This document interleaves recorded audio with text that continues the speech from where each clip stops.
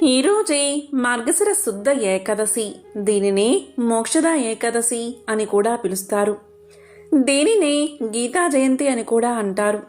మరి ఎంతో పవిత్రమైన ఈరోజు ఈ కథను వింటే చాలు 1000 యజ్ఞాలు చేసిన మహాపుణ్యంతో పాటు జన్మల పాపాలు తొలగి కోటి జన్మల పుణ్యం వస్తుంది, ఐశ్వర్యం సిద్ధిస్తుంది.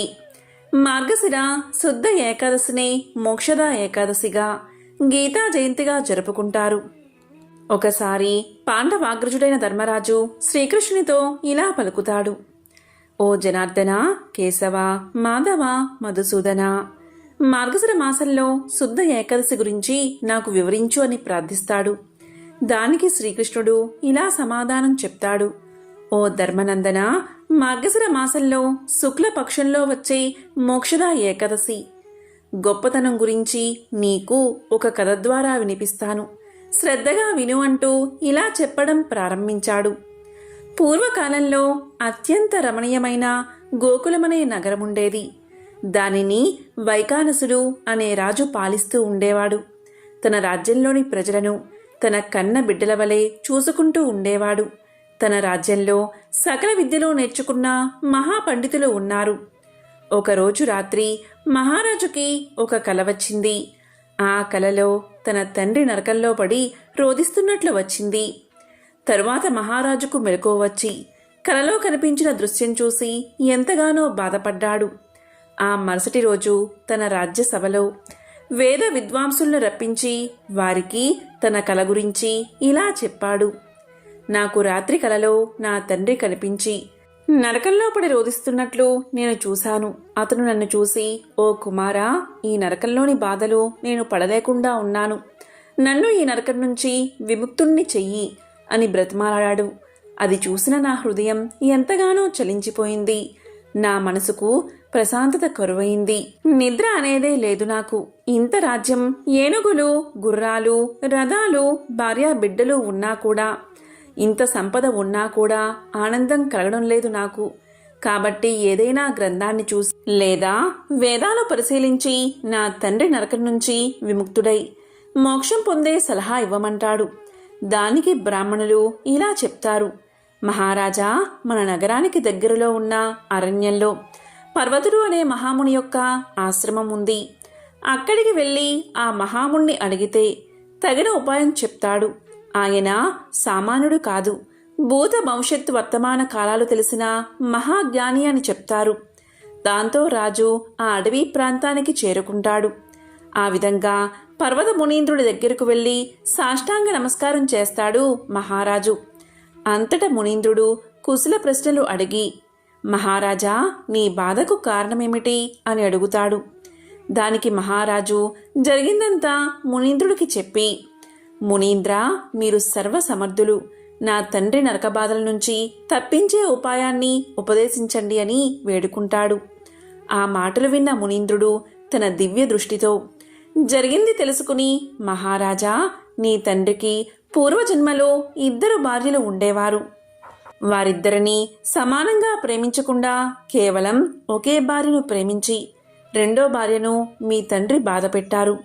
దాని కారణం వల్లే నీ తండ్రి ఈ నరక బాధలు అనుభవిస్తున్నాడు అని సమాధానం చెప్పాడు.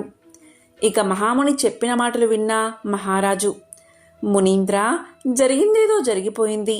ప్రస్తుతం నా తండ్రి నరకం నుంచి బయటపడే ఏదైనా వ్రతం కానీ దానం కానీ ఉంటే నాకు ఉపదేశించండి అని వేడుకుంటాడు.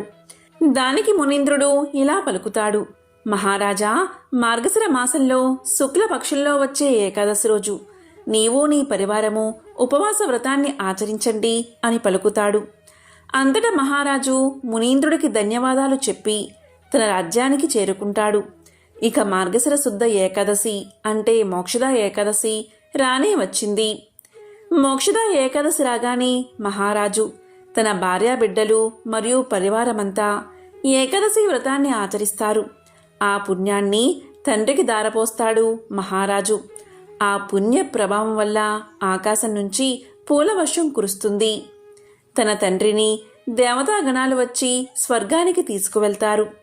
తన తండ్రి స్వర్గానికి వెళ్తూ భూమి మీద ఉన్న కుమారుడితో ఇలా పలుకుతాడు: నాయనా కుమారా, నీకెల్లప్పుడూ శుభం కలుగుగాక అని ఆశీర్వదిస్తూ వెళ్తాడు. అది విన్న మహారాజు తన పరివారానంతటికీ అదంతా చెప్పి ఎంతగానో సంతోషిస్తాడు. కాబట్టి మోక్షదాని పేరుగల ఈ ఏకాదశి వ్రతాన్ని ఆచరిస్తే సమస్త పాపాలు నశిస్తాయి. మరణించిన తర్వాత వారు మోక్షాన్ని చేరుకుంటారు. కాబట్టి ధర్మరాజా, ఈ కథను విన్నంతనే జన్మల పాపాలు తొలగిపోతాయి, ఐశ్వర్యం సిద్ధిస్తుంది అని శ్రీకృష్ణుడు తెలియచేస్తాడు. అదేవిధంగా ఈరోజు గీతా జయంతి కూడా. శ్రీకృష్ణ భగవానుడు అర్జునుడికి ఉపదేశించిన సందేశాత్మక గ్రంథం భగవద్గీతను ఈరోజు పూజాగృహంలో ఉంచి పూజించాలి. ఈరోజు గీతా పారాయణం చేసిన వారి సమస్త పాపాలు తొలగిపోతాయి, సకల శుభాలు కలుగుతాయి. ఈ సందర్భంగా లక్ష్మీదేవికి సంబంధించిన ఈ కథను వింటే చాలు, అష్టైశ్వర్యాలు సిరి సంపదలు కలుగుతాయి. అంపశయ్య మీద ఉన్న భీష్ముణ్ణి ధర్మరాజు అనేక ప్రశ్నలు అడిగి తన సందేహాలు తీర్చుకుంటాడు. భీష్ముడు కూడా ధర్మరాజు అడిగిన ప్రశ్నలకు చక్కగా వివరంగా సమాధానం చెప్తాడు.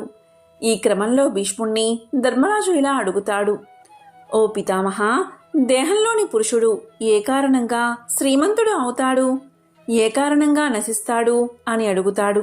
దానికి భీష్ముడు ఎంతో చక్కగా ఇలా సమాధానం చెప్తాడు: ఓ ధర్మనందన, నీకు నేను ఇంద్రుడికి లక్ష్మీదేవికి మధ్య జరిగిన సంవాదాన్ని వివరిస్తాను, శ్రద్ధగా విను అంటూ ఇలా చెప్పడం మొదలు పెడతాడు. ఒకరోజు నారదుడు లోక సంచారం చేస్తూ మందాకిని నదీ తీరానికి చేరుకుని అక్కడ స్నానమాచరించే సమయంలో అప్పటికే ఇంద్రుడు మందాకిని నదిలో స్నానాన్ని ఆచరించి అనుష్ఠానం తీర్చుకోవడం చూసి ఇంద్రుడితో సంభాషిస్తున్న సమయంలో అప్పుడు ఒక స్త్రీ వచ్చి ఇంద్రుడికి నమస్కారం చేస్తుంది. అప్పుడు ఇంద్రుడు ఇలా అంటాడు: నీవు ఎవరు, ఎక్కడికి పోతున్నావు అని అడుగుతాడు. దానికి ఆ స్త్రీ ఇలా సమాధానం చెప్తుంది: ఓ ఇంద్ర, నేను తామర పువ్వు నుంచి జన్మించిన లక్ష్మీదేవిని. ఇప్పటి వరకు నేను రాక్షసుల దగ్గర ఉన్నాను. ప్రస్తుతం వారి ప్రవర్తన నాకు నచ్చక ఇప్పుడు నీ వద్దకు వచ్చాను అని పలికింది. దానికి ఇంద్రుడు ఇలా అన్నాడు: అది సరే, ఇప్పటి వరకు రాక్షసుల వద్ద ఏ గుణాలు నచ్చి వారి దగ్గర ఉన్నావు? ఇప్పుడు నీకు వారు ఎందుకు నచ్చట్లేదు? నిన్ను సంతోష పెట్టాలి అంటే ఏం చెయ్యాలి అని అడుగుతాడు. దానికి లక్ష్మీదేవి ఇలా పలుకుతుంది: ఓ ఇంద్ర, ఇప్పటి వరకు రాక్షసులు దానాలు చేయడం, వేదాలు అధ్యయనం చేయడం, అతిథులను సత్కరించడం వంటి మంచి పనులు చేశారు. ఇప్పుడు వారికి గర్వం పెరిగి మంచి గుణాలు వదిలిపెట్టారు. అందుకని నేను వారిని విడిచిపెట్టాను.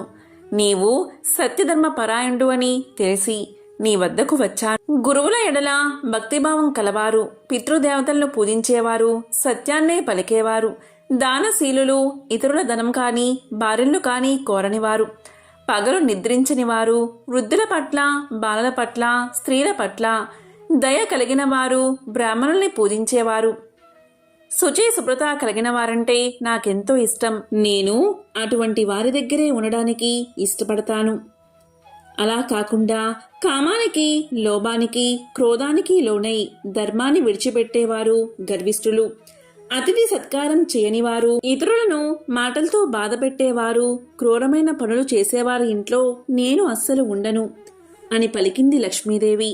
ఆ మాటలకు ఇంద్రుడు, నారదుడు ఎంతగానో సంతోషించారు. ఇంద్రుడు లక్ష్మీదేవితో సహా స్వర్గానికి చేరుకున్నాడు అని ధర్మరాజుకి అంపశయ్యపై ఉన్న భీష్ముడు తెలియచేశాడు. కాబట్టి ఈ కథను ఎవరైతే వింటారో అటువంటి వారికి లక్ష్మీ కటాక్షం కలుగుతుంది, అప్పుల బాధలు తొలగిపోతాయి, సకల శుభాలు కలుగుతాయి. పూర్వం కృతయుగంలో మురుడు అనే రాక్షసుడు ఉండేవాడు. మిక్కిలి భయంకరమైన ఆకారం ఆ రాక్షసుడిది. అంతటి భయంకరమైన ఆకారాన్ని చూసిన దేవతలంతా భయపడి పారిపోయారు. దేవతల్లో మొదటివాడు, గొప్పవాడైన ఇంద్రుడు కూడా ఆ రాక్షసుడిని జయించలేకపోయాడు. ఆ రాక్షసుడు 12 మంది ఆదిత్యులను, 8 మంది వసువులను, బ్రహ్మదేవుణ్ణి, వాయుదేవుణ్ణి, అగ్నిహోత్రుణ్ణి, ఇంకా ప్రధానులైన దేవతలను కూడా జయించాడు. అతని ఉగ్రమైన స్వభావాన్ని ఎవరూ సహించలేకపోయారు. పదవిని పోగొట్టుకున్న ఇంద్రుడు కైలాసానికి చేరుకుని జరిగిన విషయాన్నంతా శంకరుడికి ఇలా విన్నవించాడు. దేవదేవా, మా దేవతలందరూ స్వర్గం నుండి భ్రష్టులైపోయారు, భూలోకంలో దరిద్రులై సంచరిస్తున్నారు. మరి మా దేవతల గతి ఏమిటి?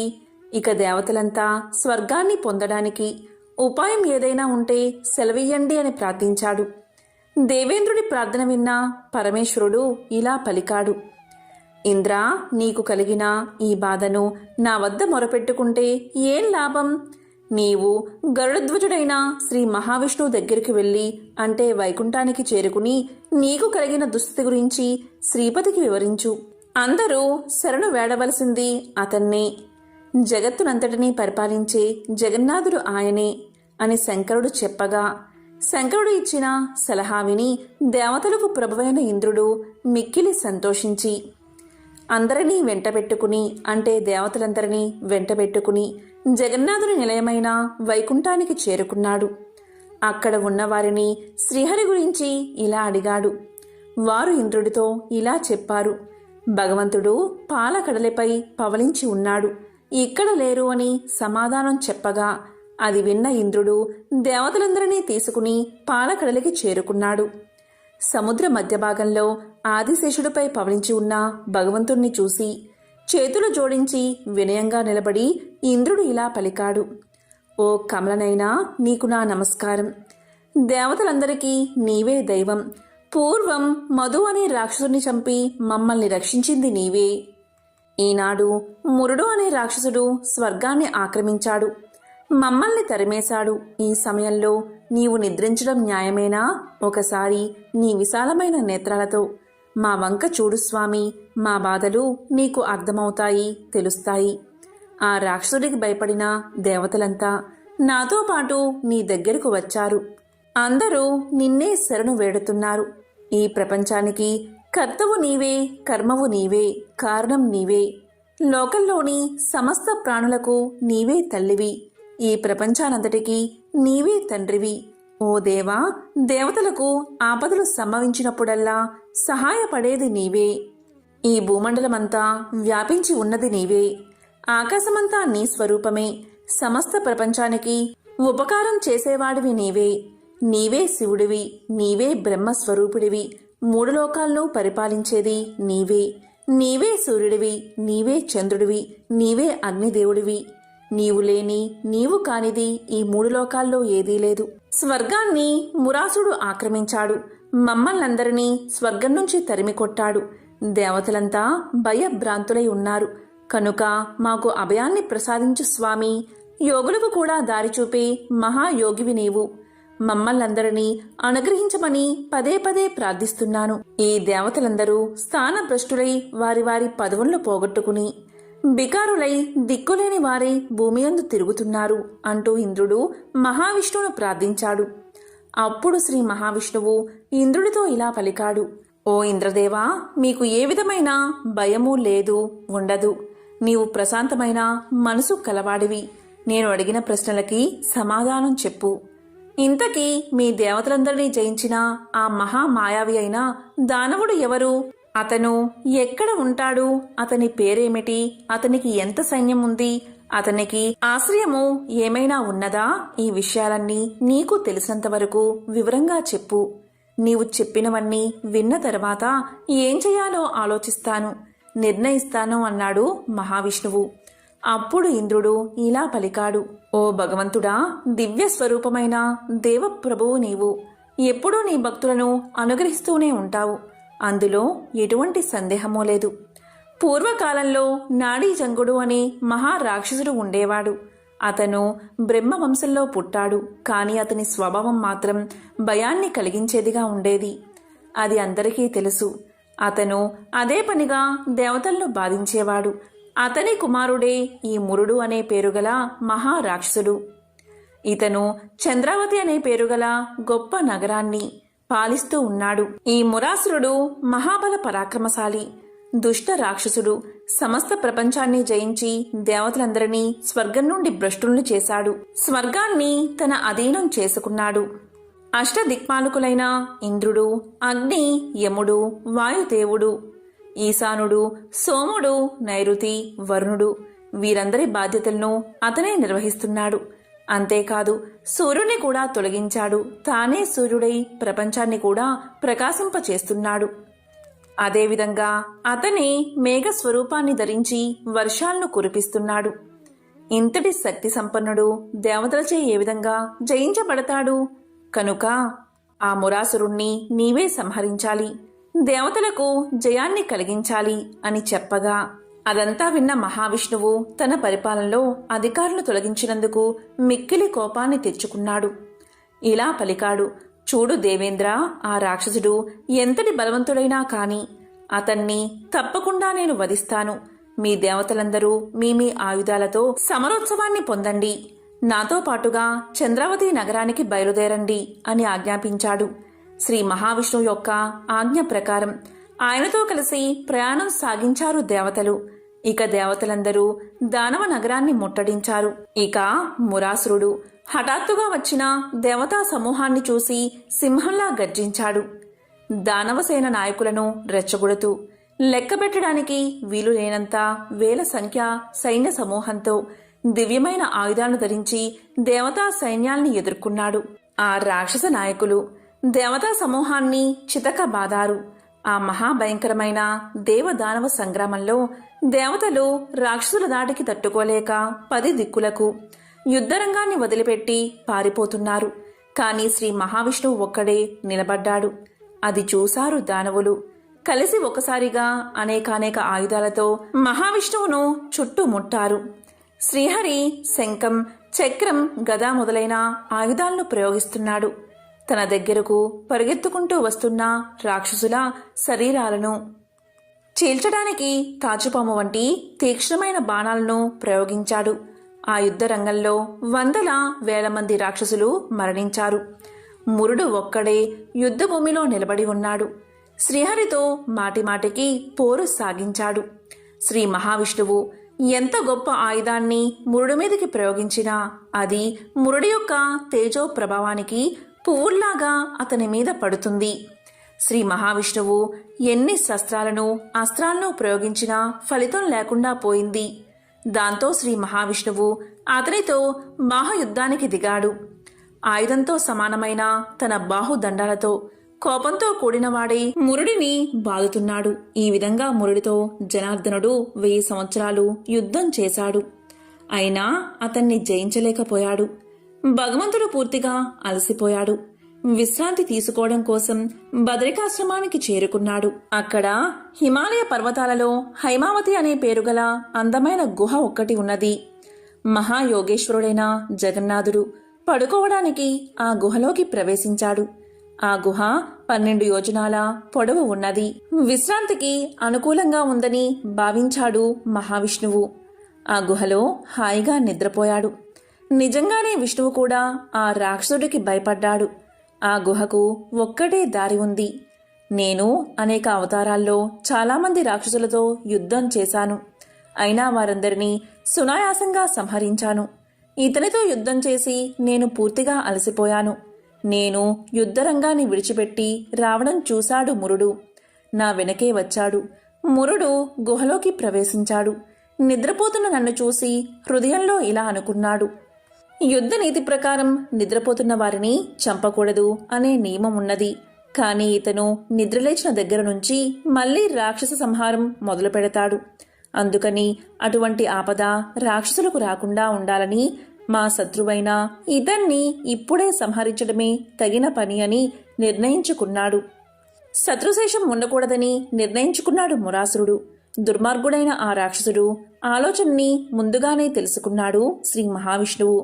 ఆ సమయానికి తన శరీరంలో నుంచి మహా తేజోవంతురాలైన ఒక కన్యను ఆవిర్భవింపచేశాడు. ఆమె దివ్యమైన ఆయుధాలు ధరించింది. దానవ నాయకుడైన మురుణ్ణి జయించడానికి సిద్ధపడింది. ఆ రాక్షసుడు ఆమెను చూశాడు.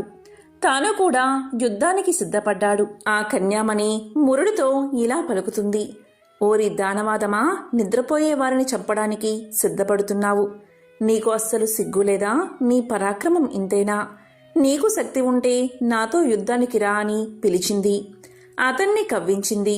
మురుడు వెంటనే ఆమెతో యుద్ధానికి దిగాడు. ఇద్దరి మధ్య భయంకరమైన యుద్ధం జరిగింది. ఆ బాలిక యొక్క యుద్ధ నైపుణ్యాన్ని చూసిన మురుడు ఎంతో ఆశ్చర్యపోయాడు. ఈ కన్య ఎంతో సుకుమారంగా ఉన్నప్పటికీ ఈమెలో రౌద్రరసం ఉట్టి పడుతుంది.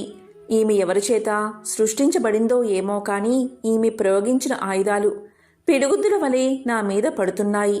ఈమె సాధారణమైన స్త్రీ కాదు కనుక సావధానంగా యుద్ధం చేయాలని నిర్ణయించుకున్నాడు మురాసురుడు. ఆమెతో చాలా జాగ్రత్తగా యుద్ధం చేస్తున్నాడు. కాని ఆ మహాదేవి అతనితో అంతసేపు యుద్ధం చేయడానికి ఇష్టపడక త్వరగా అతని ఆయుధాలను ముక్కలు చేసింది. అతన్ని ఆయుధాలు లేనివాడిగా చేసింది. ఇదంతా ఒక్క క్షణంలోనే జరిగిపోయింది. అతని రథాన్ని కూడా విరిచి పారేసింది. రాక్షసుడు తన పరాక్రమాన్ని చూపించడానికి ఆమెతో బాహుయుద్ధం చేయడానికి సిద్ధపడ్డాడు. దీంతో ఆమె తన అరచేతితో అతని వక్షస్థలం మీద ఒక్క దెబ్బ కొట్టింది. వెంటనే మురాసురుడు నేల మీద పడిపోయాడు. ఆయన వెంటనే లేచి ఆమెను కొట్టడం కోసం ఆమె మీదకు పరిగెత్తుకుంటూ వచ్చాడు. ఈ విధంగా పరిగెత్తుకుంటూ వస్తున్న ఆ మహారాక్షసుడి శిరస్సును ఆ కన్య క్షణకాలంలో భూమి మీద పడేటట్లు నరికి వేసింది. తలతెగిన మురాసురుడు యమపురికి వెళ్ళిపోయాడు. ఆ దానవుడు మరణించగా మిగిలిన రాక్షసులు భయంతో బాధపడుతూ దీనంగా పాతాళలోకం చేరుకున్నారు. ఇలాంటి గందరగోళానికి శ్రీహరి నిద్రలేచాడు. తన ఎదురుగా మరణించి ఉన్న మురాసురుణ్ణి చూశాడు. ప్రపంచమంతటికీ ప్రభువైన శ్రీహరికి చేతులు జోడించి వినయంగా నమస్కారం చేస్తూ తన ఎదుట నిలబడిన కన్యామణ్ణి చూసి ఆశ్చర్యంతో కళ్ళు పెద్దవి చేస్తూ ఆమెతో ఇలా పలికాడు. దుష్టబుద్ధి అయిన ఆ రాక్షసుడు యుద్ధంలో ఎవరిచేత చంపబడ్డాడు? దేవతలు, ఇంద్రుడు, గంధర్వులు, నాగలోక వాసులు, అష్టదిక్పాలకులు అందరూ కూడా ఆ రాక్షసుడి చేతిలో పరాజితులు అయ్యారు. మరి ఇతన్ని ఎవరు చంపారు? వారందరి మాట ఎందుకు? నేను కూడా ఆ రాక్షసుడితో యుద్ధం చేశాను. ఇక చేసి అలసిపోయి ఇక చెయ్యలేక ఈ రహస్య గుహలోకి ప్రవేశించాను. ఇక్కడే నిద్రపోయాను. ఒక విధంగా ఆలోచిస్తే అతను నన్ను కూడా జయించినట్లే కదా.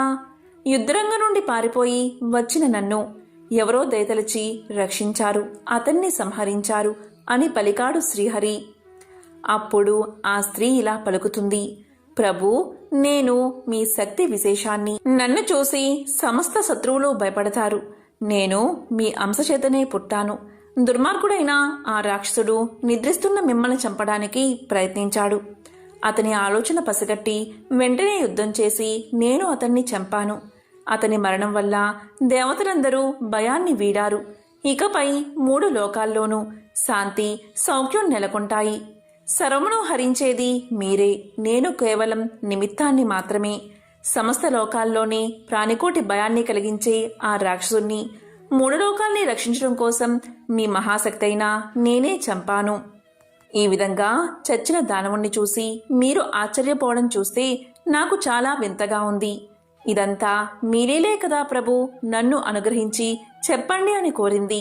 అప్పుడు శ్రీ మహావిష్ణువు ఆ కన్యతో ఇలా పలికాడు. దుష్టుడైన ఆ రాక్షసుణ్ణి చంపడం వల్ల నీకు పాపమేమీ అంటదు. నీవు చేయవలసిన పనిని నిర్వర్తించావు. నేను కూడా ఎంతో సంతోషించాను. ఇతను చంపబడ్డం వల్ల దేవతలంతా ఎంతో ఆనందించారు. సమస్త లోకాలకి ఆనందం కలిగింది. పరమ పవిత్రాలమైన నీవు రాక్షసుని చంపి 3 లోకాలకు, దేవతలకి కూడా ఆనందాన్ని కలిగించావు. అందువల్ల నేను కూడా ప్రసన్నం చెందాను. అందరికీ ఆనందం కలిగించాలనే నియమం పొగడదగినది. నీకు కావలసిన వరాన్ని కోరుకో. ఇప్పుడే నీ కోరిక నెరవేరుస్తాను. ఆలస్యం చేయకు. ఎటువంటి సందేహం పెట్టుకోకుండా వరం కోరుకోమన్నాడు శ్రీహరి. శ్రీహరి యొక్క ప్రసన్నమైన మాటలకు ఆ కన్యకామణి సంతోషంతో ఇలా పలికింది. ఓ శ్రీహరి, నేను ఈ రాక్షసుణ్ణి చంపడం వల్ల ప్రసన్నుడివి అయినావు కదా. నేను పుట్టిన ఈ రోజున ఎవరు ఉపవాసాన్ని ఆచరిస్తారు? అలాంటి వారు మహాపాపాల నుండి సైతం తరించేటట్లుగా వరాన్ని ప్రసాదించు. ఈరోజు పూర్తిగా ఉపవాసం ఉన్నవారికి ఎటువంటి ఫలితం ఉంటుందో దానిలో సగం, నక్తవ్రతం ఆచరించిన వారికి నక్తవ్రతంలో సగభాగం, ఏకభుక్తం చేసిన వారికి కలిగేటట్లుగా అనుగ్రహించు. ఇదే నేను నిన్ను కోరుకునే వరము. దీన్ని నాయందు అనుగ్రహించి ప్రసాదించు అని ప్రార్థించింది. నేను పుట్టిన ఈ రోజు భక్తి శ్రద్ధలతో జితేంద్రులై ఉపవాసం ఆచరించేవారు విష్ణులోకాన్ని వైకుంఠాన్ని పొంది 100 కోట్ల కల్పాల వరకు అనేక దివ్య భోగాలు అనుభవించేటట్లుగా వరాన్ని అనుగ్రహించమని కోరింది. ఉపవాస వ్రతం కాని, నక్త వ్రతం కాని, ఏకభుక్తం కాని చేసే మానవుడికి ధర్మం అభివృద్ధి చెందేటట్లుగా, ధనధాన్యాలు కలిగేటట్లుగా వరాన్ని అనుగ్రహించమని కోరింది. ఇక నాకు వేరే కోరికలు లేవు కనుక ప్రజల కొరకై కోరిన ఈ కోరికలను నెరవేర్చమని మనవి చేసుకున్నది కన్య. ఆమె మాటలకు శ్రీ మహావిష్ణువు ఎంతో సంతోషించి, ఓ కళ్యాణి, నీ సంకల్పం వరం కూడా శుభప్రదమైనవే. నీవు కోరినట్లుగా తప్పకుండా జరుగుతుంది. నాయందు నీయందు భక్తిభావం కల మానవులు 3 లోకాల్లోనూ గొప్ప కీర్తి ప్రతిష్టలను పొందుతారు.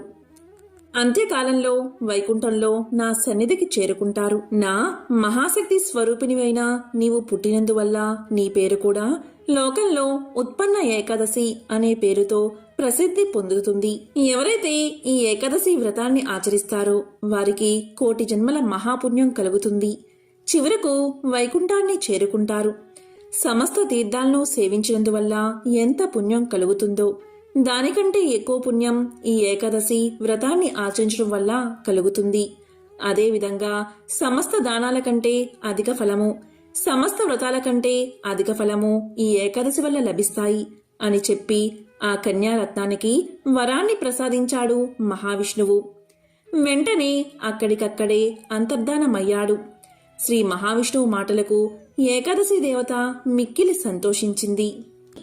మోక్షాన్ని ప్రసాదించే గజేంద్ర మోక్షం కథను ఒక్కసారైనా వింటే చాలు, జన్మల పాపాలు తొలగి మోక్షం కలుగుతుంది. శ్రీ మహావిష్ణువు యొక్క సంపూర్ణ అనుగ్రహం కలుగుతుంది. మరి ఆ కథ ఏంటో ఇప్పుడు ఈ వీడియోలో తెలుసుకుందాం. భాగవతంలో గజేంద్ర మోక్షం కథ వివరించబడి ఉంది.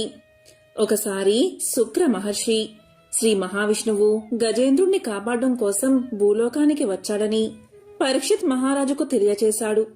అప్పుడు పరీక్షిత్ మహారాజు గజేంద్రుడి కథను వివరించమని శుక్ర మహర్షిని వేడుకున్నాడు. మరి ఆ కథ ఏంటో ఇప్పుడు ఈ వీడియోలో తెలుసుకుందాం. క్షీరసాగర మధ్యంలో త్రికూటమనే పర్వతముంది. ఆ పర్వతానికి 3 శిఖరాలు ఉన్నాయి. ఒక శిఖరం బంగారంతో, ఇంకో శిఖరం ఇనుముతో, మరొకటి వెండితో అలరారుతూ ఉండేవి. ఆ కొండల మీద రకరకాలైన గగనచారులు, కిన్నెరలు విహరిస్తూ ఉండేవారు. ఆ పర్వతం మీద ఉన్న అడవులలో అడవి దున్నలు, ఖడ్గ మృగాలు, ఎలుగుబంట్లు మొదలైన క్రూర మృగాలతో పాటు ఏనుగులు కూడా ఉండేవి. ఆ ఏనుగులు గుంపులు గుంపులుగా తిరుగుతూ విహరిస్తూ ఉండేవి. ఒకరోజు ఆ గుంపులు ఆహారం కోసం దాహ బాధతో తిరుగుతూ సరోవరానికి చేరుతూ ఉన్నప్పుడు ఒక ఏనుగుల గుంపు చీలిపోయింది. అందులోని ఆడ ఏనుగులు గజరాజును అనుసరించి ఇంకో సరోవరాన్ని చేరుకున్నాయి. అలా ఏనుగులు చేరుకున్న ఆ సరోవరం అతి విశాలమైనది. ఆ సరోవరం నిండా వికసించిన కలువలు, తామరలు, ఇంకెన్నో జలచరాలు నివసిస్తూ ఉన్నాయి. వాటిలో కొన్ని మొసళ్ళు కూడా ఉన్నట్లు ఏనుగులకు తెలియదు. ఆడ ఏనుగులు దాహ బాధ తీర్చుకుని జలక్రీడలు జరిపి బయటకు వచ్చిన తరువాత గజరాజు కూడా సరోవరంలోకి ప్రవేశించి నీళ్లు తాగి తొండం నిండా నీరు నింపి గగనమీదిలోకి చిమ్ముతున్నాడు. ఆ విధంగా నీటిని చిమ్ముతూ ఉంటే సరోవరంలోని కర్కాటక మీనాలు రోదసిలోని మీన కర్కాటకాలను చేరినట్లు కనిపించింది. ఇలా ఆ గజరాజు జలక్రీడ జరుపుతూ ఉన్న సమయంలో ఆ చెరువులో ఉన్న ఒక ముసలి ఆ గజరాజు యొక్క కాలును పట్టుకుంది. పట్టు విడిపించుకుని తొండంతో దెబ్బ తీయాలని ఆ ఏనుగు చూసింది. వెంటనే ఆ ముసలి ఏనుగు యొక్క ముందు కాళ్ళు పట్టుకుంది. ఆ ఏనుగు తన దంతాలతో ముసలిని కుమ్మి విడిచింది.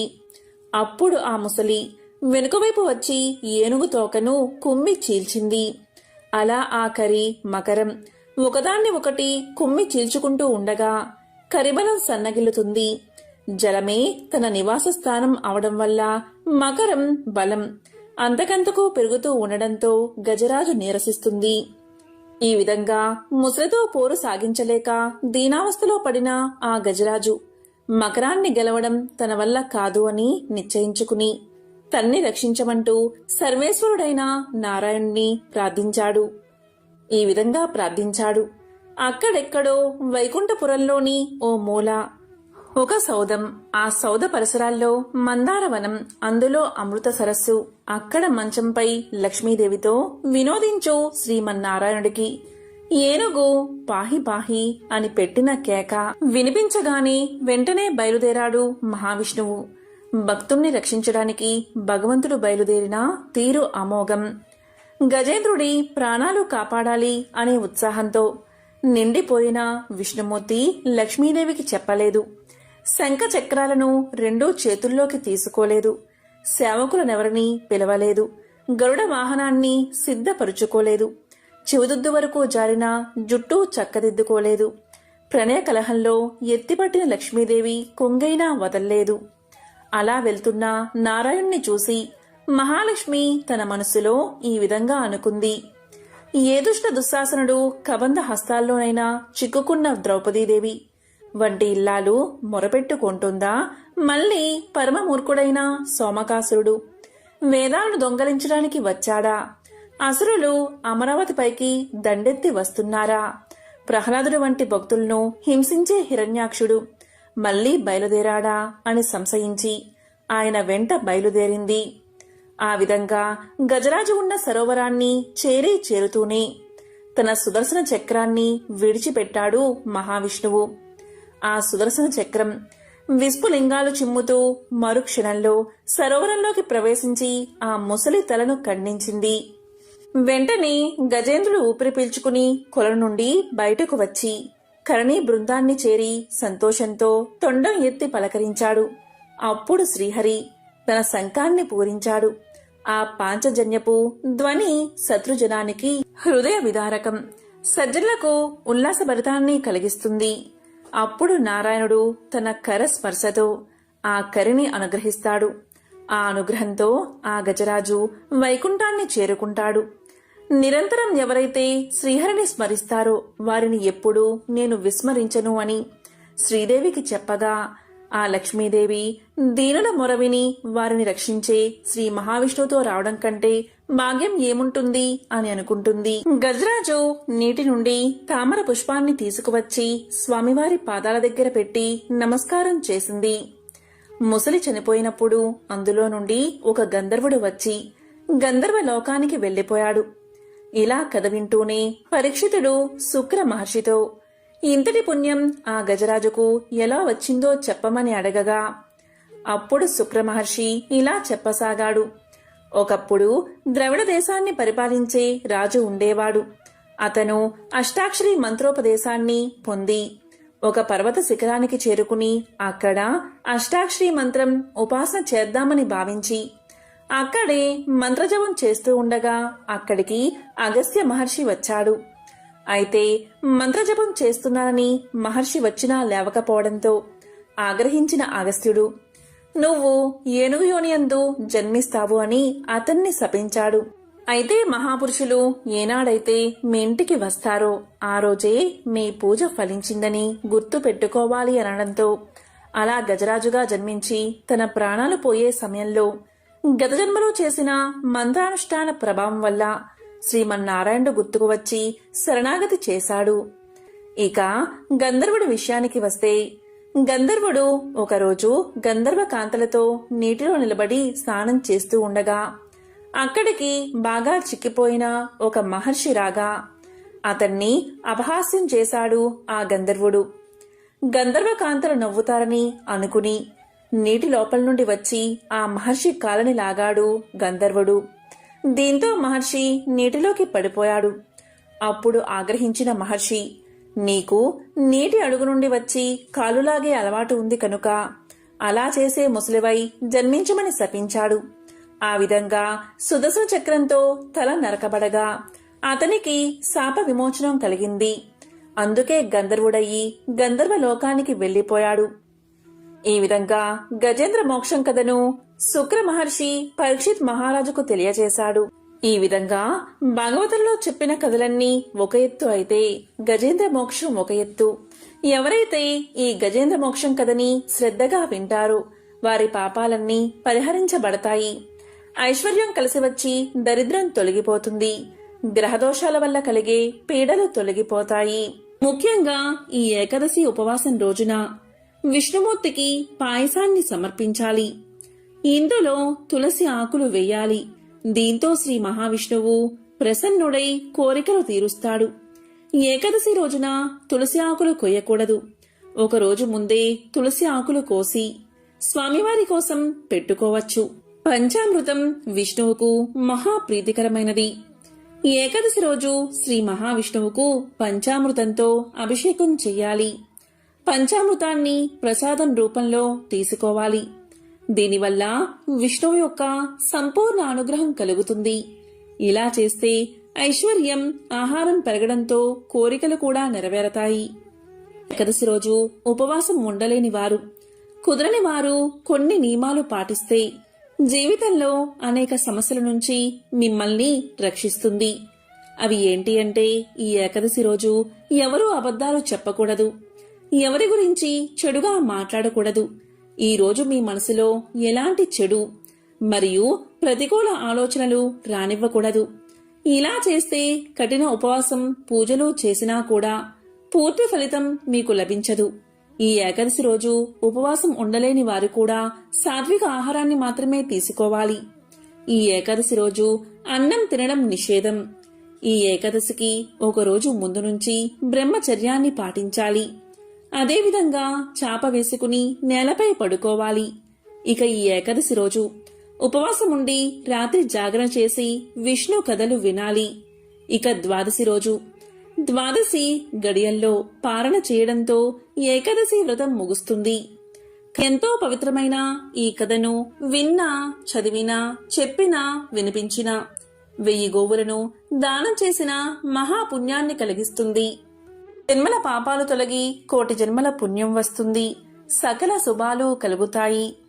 ఓం నమో నారాయణాయ. ఓం నమః శివాయ. ఓం శ్రీ మహాలక్ష్మియే నమః. ఓం శ్రీ మాత్రే నమః.